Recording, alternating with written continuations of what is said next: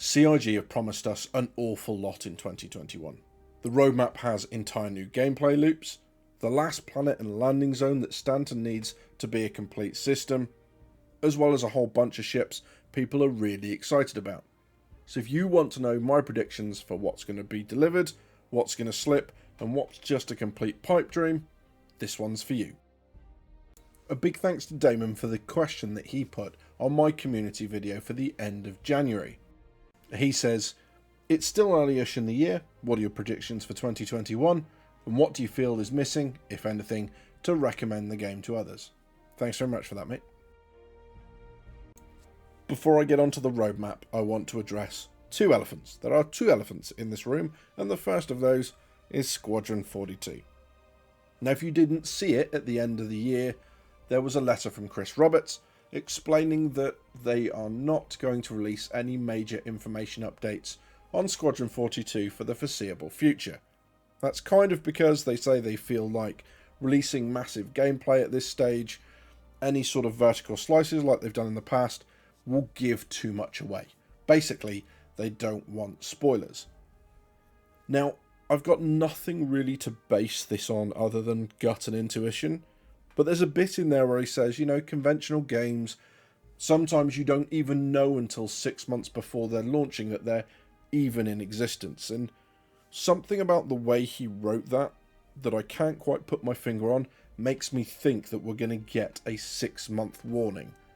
Whether that's to a release date, whether that's to a beta, whether that's to a whole load of more information, I'm not quite sure, but I think we're going to get a lot more information kick up, and then 6 months down the line from that point, we'll get a beta or a release. Clearly, though, it's not going to happen this year. The other elephant in the room is server meshing, and by extension, iCache. Now, very quickly, for those that aren't aware, iCache is effectively the big database that keeps information about everything in the game, where it is, what state it is. That's not yet been implemented, but it is required before we can go to server meshing. There are going to be two stages with server meshing. The first will be static servers, so it'll work very much like a traditional game, something like WoW or that sort of stuff, where when you're in Stanton system and you go to jump to the Pyro system, you are effectively changing servers. Just like in WoW, you go into a dungeon, you go to an instance server. After that, server meshing will become much more dynamic. The game will be on a group of servers, and if something happens that requires more capacity, rather than players having to select various different servers because one set is becoming full, more servers will be brought online that will share the loads. And if all this sounds a little bit futuristic, then you're pretty much bang on. This sort of tech, this server meshing in this style, hasn't been done before. And I'd be really interested to know what you think about this, but I'm really kind of nervous about iCache and server meshing. Not so much because I don't think they're going to happen, but because of the implications of them.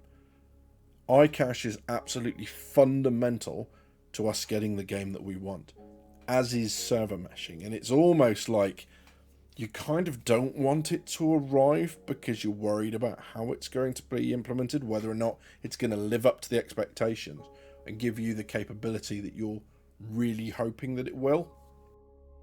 But both of these pieces of tech are absolutely vital to the game becoming more stable, the game becoming less scuffed, balked, I think, as someone put it in my comments, so left balked, let's use that. Balked, good word. But I'm really hoping that we get some form of iCache in the game this year. I don't think server meshing will be seen in 2022. I think we're going to be waiting a couple of years for that. We might, if we are really lucky, get static server meshing towards the end of next year, I think, where we can start going to Pyro system. And it's obviously going to be a massive focus, not just because it's core tech to the game, but because as them removing Delamar has shown us, they are almost at the capacity of what servers are capable of at the minute. And certainly with the addition of Crusader and Orison later this year, I think, that will be it for them to add anything else. They need iCache, they need server meshing. And that takes us really nicely onto the roadmap and Crusader and Orison. In the past, we've had planets before we've had the major landing zones as a general rule. So you're able to fly around the planet, maybe specifically with like Microtech and New Babbage. New Babbage was there, the exteriors, but you weren't able to land in a hangar, you weren't able to go round. I'm not entirely sure that's going to be the case this time. I wouldn't be surprised if we got Crusader and Orison at the same time, and that's because the gas tech, the volumetric gas tech that's been needed to create Crusader, which is a gas giant in case you're not aware, that has taken quite a while. And I expect that means that the locations team will have had the time they needed to get Orison ready for release at the same time. Now, I know this looks obvious because on the roadmap they are together, but CitizenCon 2019 had New Babbage and Microtech kind of all ready to go at the same time. There were interiors shown there, but they ended up being separated out because they wanted the final touches on New Babbage. I don't think that's going to be the case with Crusader.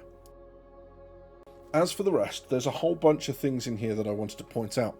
The first is anything that says in its roadmap entry, creating the back-end tech required for insert thing here. And there's a couple of things that come under this, at least. It's weapon charge and drain, it's salvage, it's healing, it's hacking, and it's the hacking bit that I wanted to mention.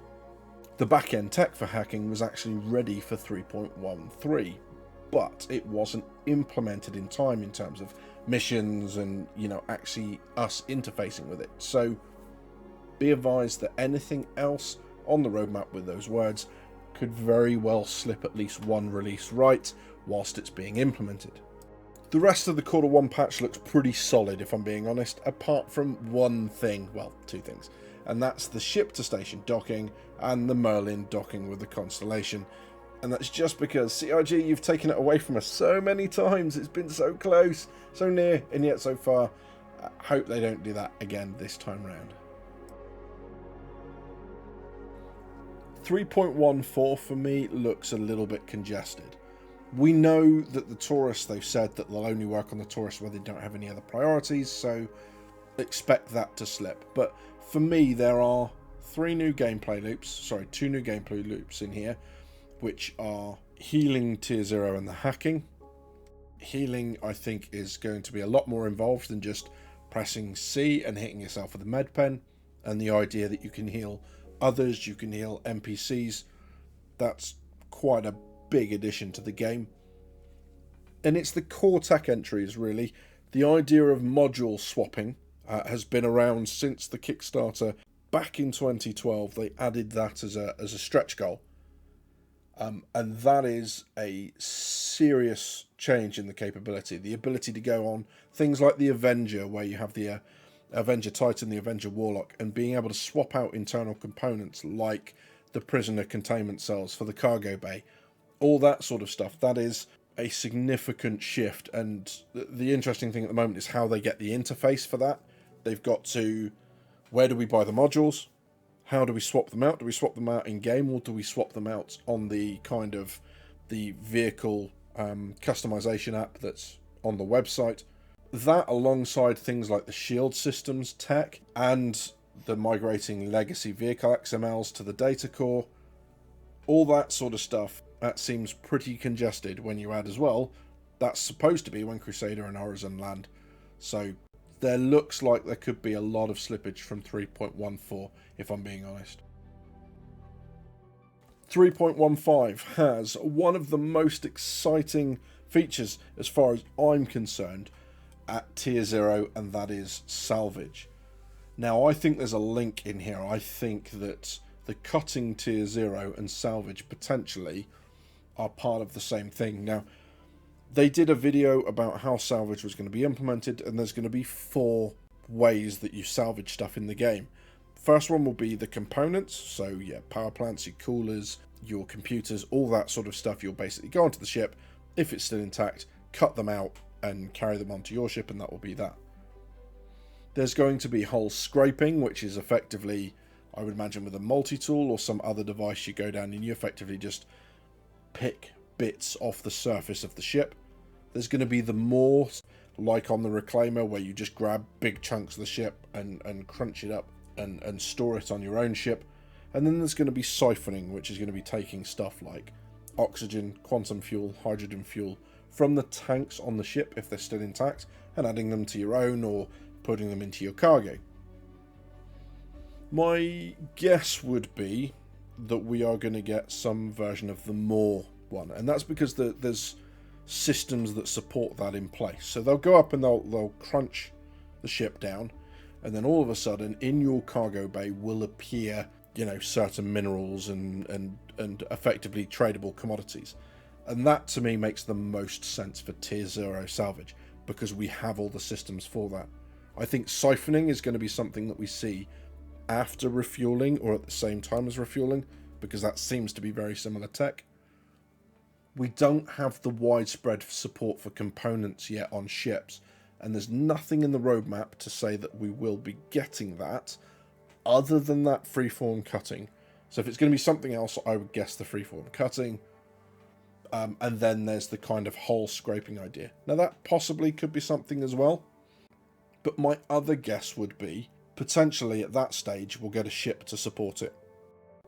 There's obviously the Vulture, which is the beginner salvage ship, which is in concept according to the ship matrix at the moment, that may come out and be flyable at that stage, or we might get some sort of intermediate ship that goes straight to flyable, that sits between the beginner Vulture and the end game Reclaimer. But for those reasons, I think salvage will slip. I think there'll be some knock-on for the 3.14 into 3.15, and as a result, salvage will end up coming in the end of year patch. I really hope I'm proved wrong. I can't wait to get involved in the salvage stuff.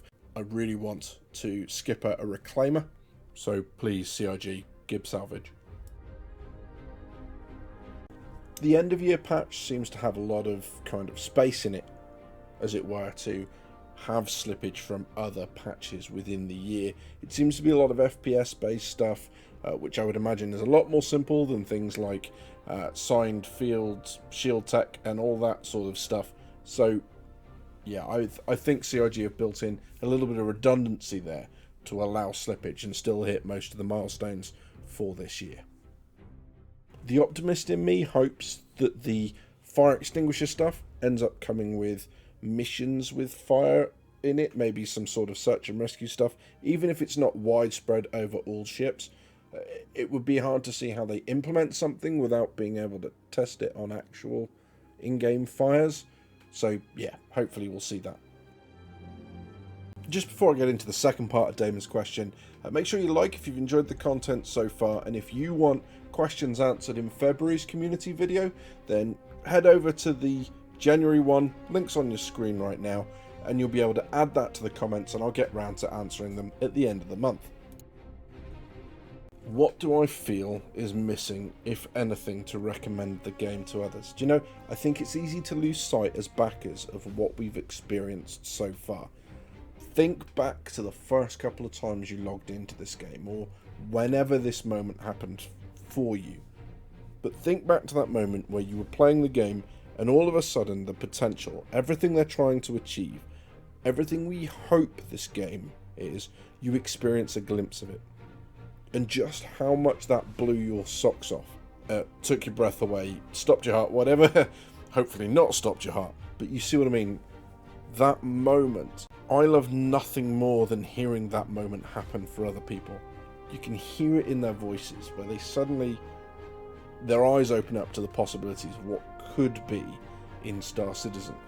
And that is just awesome. And it kind of makes me want to grab anyone that will listen, sit them in front of a computer, and make them play the game.